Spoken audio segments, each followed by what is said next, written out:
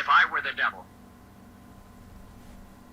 if I were the prince of darkness, I'd want to engulf the whole world in darkness, and I'd have a third of its real estate, 4/5 of its population, but I wouldn't be happy until I had seized the ripest apple on the tree. Thee. So I'd set about, however necessary, to take over the United States. I'd subvert the churches first. I'd begin with a campaign of whispers. With the wisdom of a serpent, I would whisper to you as I whispered to Eve. Do as you please. To the young, I would whisper that the Bible is a myth. I would convince them that man created God instead of the other way around. I would confide that what's bad is good, what's good is square. And the old I would teach to pray, after me, Our Father, which art in Washington. And then I'd get organized. I'd educate authors in how to make lurid literature exciting so that anything else would appear dull and uninteresting. I'd threaten TV with dirtier movies, and vice versa. I'd peddle narcotics to whom I could. I'd sell alcohol to ladies and gentlemen of distinction. I'd tranquilize the rest with pills.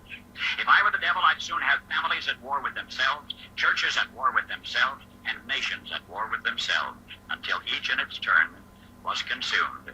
And with promises of higher ratings, I'd have mesmerizing media fanning the flames.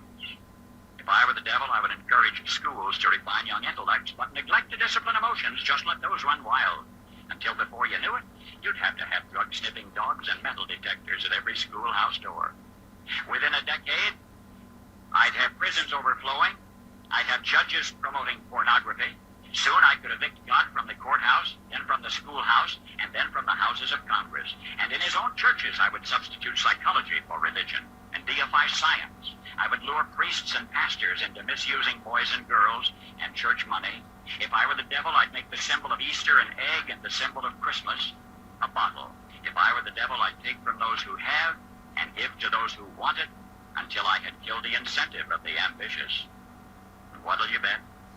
I couldn't get whole states to promote gambling as the way to get rich.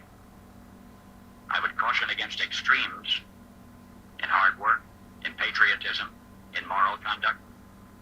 I would convince the young that marriage is old-fashioned, that swinging is more fun, that what you see on TV is the way to be.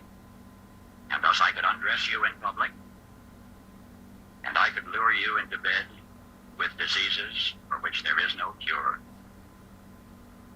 In other words, if I were the devil, I'd just keep right on doing what he's doing. Paul Harvey,